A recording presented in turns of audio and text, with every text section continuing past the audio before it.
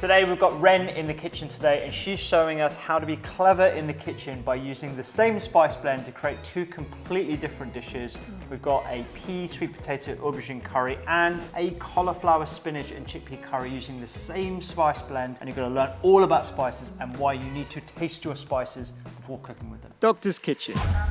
Recipes, health, lifestyle. We're going to make these vegetable curry, and before we start them, I want to just take you on a mini journey through these spice bowls and just teach you about the spices that we're going to use. When it comes to our spices and how to use them, in the oil we'll put spices in that are whole and that are raw. So that means that these whole spices here are raw and whole. They will go into the oil and they'll get cooked once. Before you even go to that point, I want you to taste, all right? So these are cumin seeds, right? So put them in your mouth and you see that they're grey. Put them in. Go on, you trust me? Yeah, go on, do it. It's really good for you. You should know you're a doctor. Cumin is a complete aromatic. There's no heat associated with it, right? It's really strong, isn't it? I thought it was going to be really fiery, but actually it's not. You're right. It's just it's sort of like envelope my mouth flavour. And tiny bit salty, like there's some salt on there. There's no salt. And at the end, you get this sort of zing in your mouth. It's almost lemony, I was going to say. And you get this sort of, it's bitter at the end as well, slightly bitter. Right? Have I read your mind? I don't think I've tried cumin like that before. Nobody does. Almost has like a fennel-like quality to it. So that is cumin, right? And that's raw. And you look at that colour and it's grey. It should only be cooked once. If it gets cooked twice, it will burn. Coupled with the cumin, we've got black mustard. And I'm going to try that raw as well. Right. Okay, just all in. Go. Such a good boy.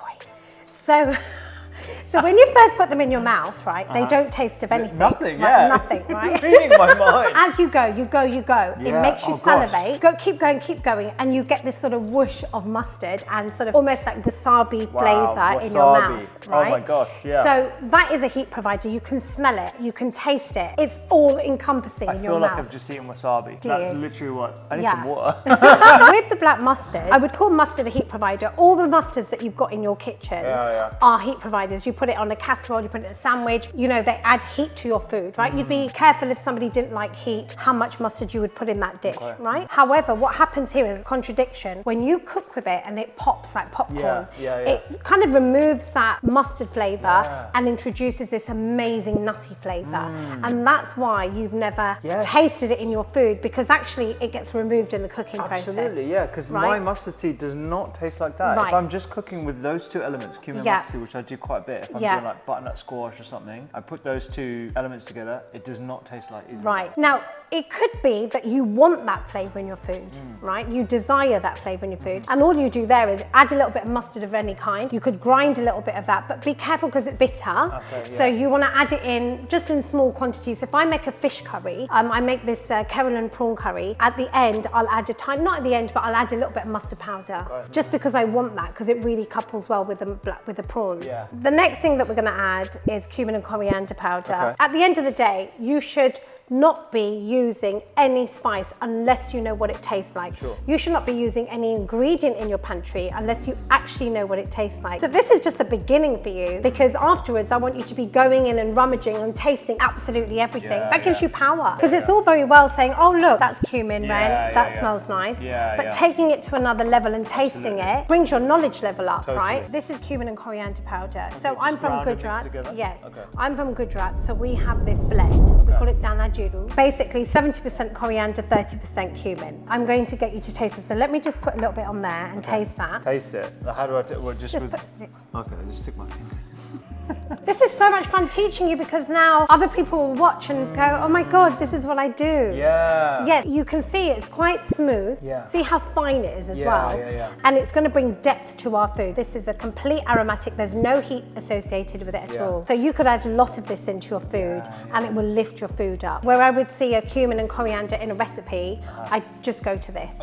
Turmeric. Turmeric is in my spice box because antiseptic, anti-cancer, anti-inflammatory. We supply organic turmeric. turmeric to everybody because it's got a higher curcumin level, right? Okay, so you want to go for organic with you this do, turmeric, for or sure. you want to get a really good quality one as well, right? But you need to find the curcumin level. What's the point of having a bog standard turmeric and it's got a really low percentage? There's no point. And if you're going to use it for health, then you need to couple it with black pepper and fat to get the absorption of the curcumin into your body, right? I've only taken a tiny pinch of that, but it's very strong. And have a little smell, okay? So have a little smell of it as well. So it smells quite earthy. It smells earthy and strong. Yeah. When you put it into your mouth, you can taste that smell for a few seconds, and then what happens with it is it dries up the saliva in your mouth. All of that saliva, it's gone, it's all dry, and then your back note's bitter. A while ago, before turmeric became super famous for everybody used turmeric in their Indian food and just thought it was a food colouring, or you just do it. Curry houses do it, I'm going to do it, right? Over the years, I've listened to the woes of my students, and they'll go, look, Ren, curry's not great, I taste it, and I just whack everything else in, right? And I just put it in again and put it in again until I kind of taste something. The thing about turmeric is it can be quite offensive. It can be very strong. So when you're using it, you need to taste it to understand how strong it is. And my mum's always taught me that the more turmeric you add into your food, the better for you. But also it should be a contributing flavour into your food. If it's dominant, it tastes bitter.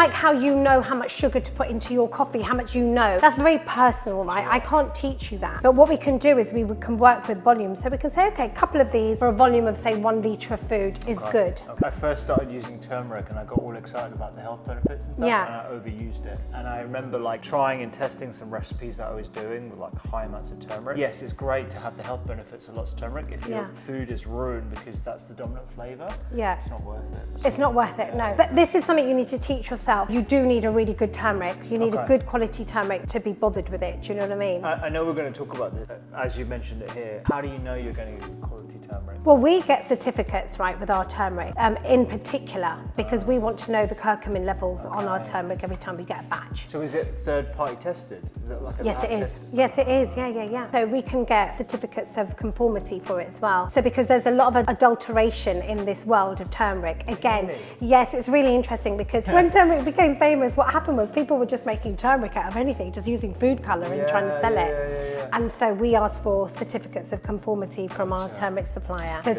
it could be anything, couldn't it? It could be, And actually talking about that, we've just been told that some of the coriander powder that's coming in has been cut with peanut husks just for bulk. So we get all this gossip in the spice world of be careful of this and be careful of that, and that's my gossip. In one of our curries today, we're going to put the garam masala in, right? Just in one. You come from North India, right? So you're the home of garam masala, So we have about 10 or 12 different recipes for garam masala, right? This is one of them. This has lots of different flavours. Again, we're going to taste. So have a smell first. Okay, sweet. That's got pepper in it. It's got so many things in it. Black cardamom, green cardamom, cumin, really clove, like cinnamon. Clove and cinnamon. Very aromatic. Hardly any heat, actually. I can taste the black pepper. Have you got a high heat tolerance? I would say medium. I'm getting heat, but like for me, that's a really lovely level of heat. The heat comes from black pepper, cloves and cinnamon. Okay, Because they're all three of those are heat providers. So the important thing when you see garam masala is that garam means warming. So this is a heat provider, and then the masala means a blend. So it's a warm blend. Now I have issues with garam masala. Okay. Say sorry to your family. Ren's got issues. The whole wide world thinks that they know Indian food and they know that, oh yeah, garam masala goes in there, right? Right, It's travelled the world and everybody thinks, okay, making a curry, stick garam masala in, right? It goes in such a small proportion of our dishes, and the important thing is to have lots of different masalas, which we'll talk about later. So how you flirt with herbs, and you'll have rosemary and mint and tarragon and thyme and all the other things, right? How you flirt with those and add them in and whatever, you should be doing that with your masalas. If you're making the same vegetable curry week after week after week, people are going to get bored of you, Rupy. Totally. They're going to be like, Rupy's boring. Put that in one of our curries today, but not both of them. Okay, all right? great. Because it's quite a dominant flavour. And also by tasting it, talking about the people that don't like heat, they'll put less in. And if you're feeding a baby, you wouldn't put any in, because the baby would be, would be really alerted to those flavours, right? You're older, so you've got your flavours are a bit more dumbed down. So asafoetida is one of the other ingredients that we're going to use today in both the curries, right? This is called Hing. So it's a resin from a tree, otherwise known as stink finger and devil's dung. It's a great ingredient, you know that. It is. And if you don't have time, it's a brilliant ingredient. Gosh, you're gonna make me Dish games. It's actually That wasn't really actually clever. as bad as I thought it was exactly. going to be. No, that wasn't. And it's not really that bad. clever little spice because if you don't have time for onion and garlic, Yeah. this can be a substitute for onion and garlic. We're Great, using yeah. garlic in Yeah. the recipes, but we're also using this. So hold on. So Hing, you Yeah. mentioned it was from the resin of a tree. What tree? Like a maple. It's like, you know, like maple syrup comes Yeah, out. yeah, yeah, It's a yeah. resin. And the thing is, for consumption around the world, Yeah. they dilute it because it's too strong. But in India, my mum's got some as well. It's like a Yeah. little rock, you know, it dries out. Okay. And she'll like put a tiny bit in, but it's so strong. Is it kind of like palm sugar or jaggery Sort where of. you literally like Yeah, you could a grate bit it off in, but so it's, like the actual it's resin, so strong. And the trouble is, you'd put it in a plastic bag, in a jar, in a jar, in a tub, in a tub. You're better off just buying this. So you know how some people have intolerances to FODMAP, Yes. fermentable oligosaccharide? You can use that. You can use this instead. Exactly. Great tip. That is awesome because a lot of Yeah. recipes call for onions and garlic at the base. Yes. So if you have the oil and your spices and Hing, Yeah. you're not losing that flavour. And it helps with your digestion, so it helps with Yeah, your gases, that's a very right? good point. So Very where good you've point. got lentils and vegetables, Yeah. and they, you know, make you a bit burpy and farty, Yeah. this helps you. Okay, great. Yeah, this Awesome. this helps you be a bit more attractive, Rupy. Okay, Right. you're going to make me do the chili now, are you? Right, yeah. So if I said, Aujla, can I grab a glass of water? Thank you. Cheers. I really need this. he's such a baby. What's a baby having to drink water? The education around Indian food is, oh, we went out for dinner last night. You had a korma, I had a madras. Yeah. And somebody was, oh yeah, oh lovely. Did you have a lovely time? Yeah, food was great. And it just tells people about how hot we like our food. But actually, what you should be doing is looking at the key characteristics of the dish. Yeah. Is it creamy? Is it wet? Is it Yes. dry? Is it tomatoey? And minusing out the heat. The heat is not relevance really. I could make a korma so hot that you wouldn't be able to eat it. Yeah. And I could make a jalfrezi that a baby could eat. All I'm doing is removing the heat provider. So we have to be smart about our heat providers. Yeah. And here, this is my magic paste. This is literally chili and ginger in equal amounts in volume, like this. Chili, ginger, And ginger, that's it. yeah. It hasn't got garlic because garlic you need to cook. Okay. So this you can bring to the table. Oh, and just have it as a condiment. Exactly. But before you try that, let's go to chili first. Okay, go on then. Okay, when you're making your magic paste, Yeah. you make it in equal amounts in volume of chili and ginger. Now, the first thing is you have to try your chili. So imagine with recipes, right, where you've got a recipe and it says put 2 green chilies into that Yeah, recipe. that's a good point. For who and from where? Yeah. You have to try your ingredient, Okay, right? yeah. And you just give it a little lick. Oh, you just You're lick gonna, it? yeah. Okay, you don't like bite into it. Is that quite hot? Is that quite Go hot? on, I've given you the hot bit as well. It's lovely. I love that heat. It's like green Yeah. beans. I It's love quite it. mild, actually. You have to try your chili. Yeah. And then you can proceed with the recipe. Okay. Maybe you want 4 of these and That's the a good recipe point. said Yeah, 1. yeah. Recipes, you know, I split out the heat provider. Okay. And then you can reduce or increase it as you see fit. Gotcha. Right, so you personalization, Okay, right? yeah. And then this brings it up to dialing up at the table.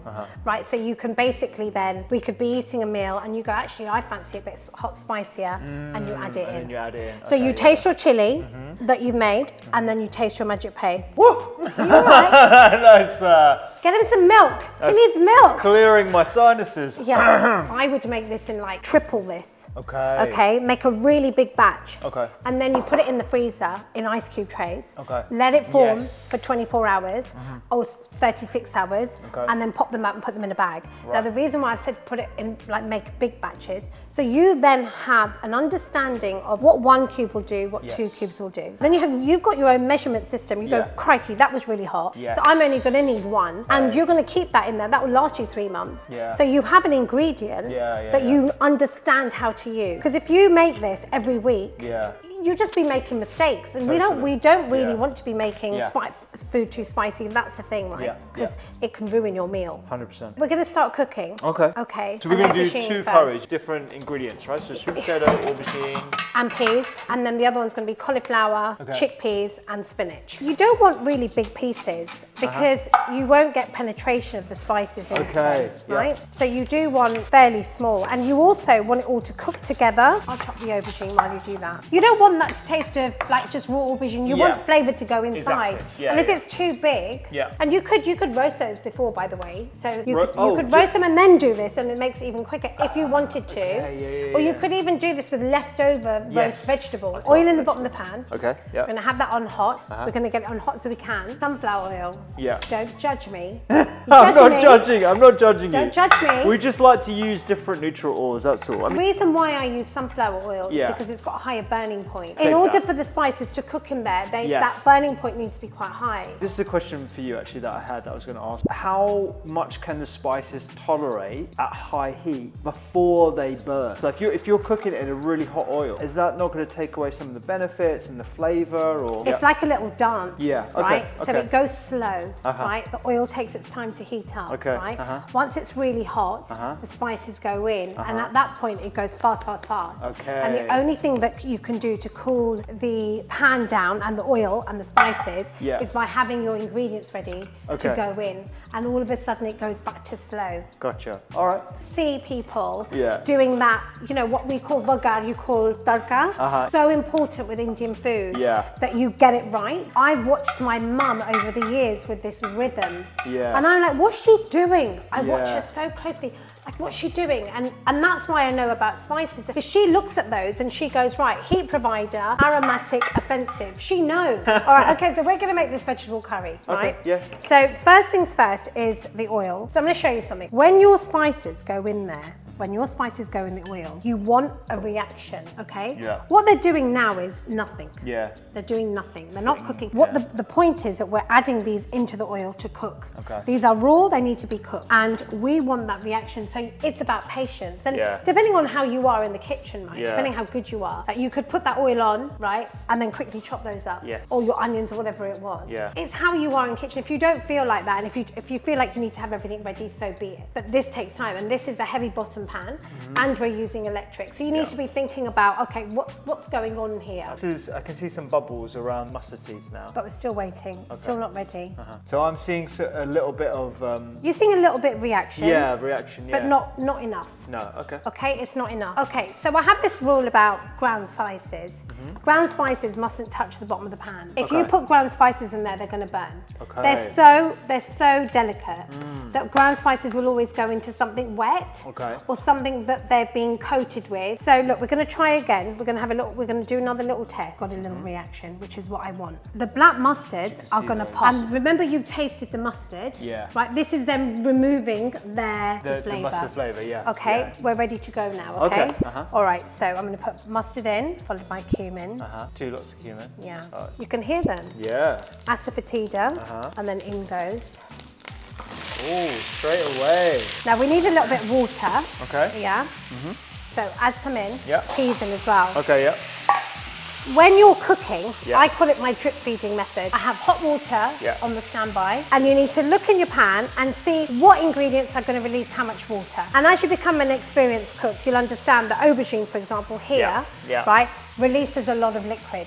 All right. You don't want to end up with a curry at the end that's swimming. We're not making a soup. Okay, we're making a relatively dry dish. In here, we're going to add the turmeric and the cumin and coriander powder. Just a 70-30 mix. We're going to add a little bit of magic paste. I'm going to add a little bit. Is that all right? Go for it. Let's add this much. You can take your heat.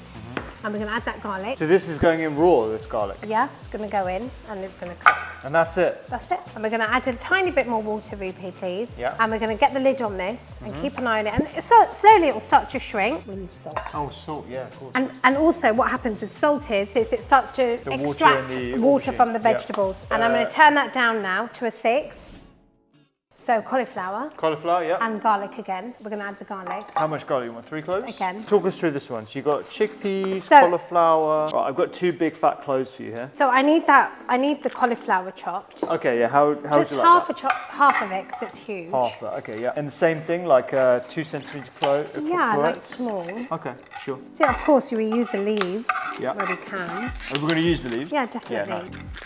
I love using, they're like sweet and they caramelize whenever. The thing about the leaves also is, it's good to add them in towards the end of the cooking, so they don't overcook and then they end up tasting like hospital food. So we won't add them in right now. One of the nice combinations is cauliflower with potato, aloo gobi. That's like a North Indian favourite, isn't it? Yeah, we use fenugreek leaves for that. I love the dried methi. Even the fresh fenugreek is underused. I use it a lot. All right, so you've got your collies. Yeah. There you go. And you separated the leaves out here. You're putting the leaves in at a different time.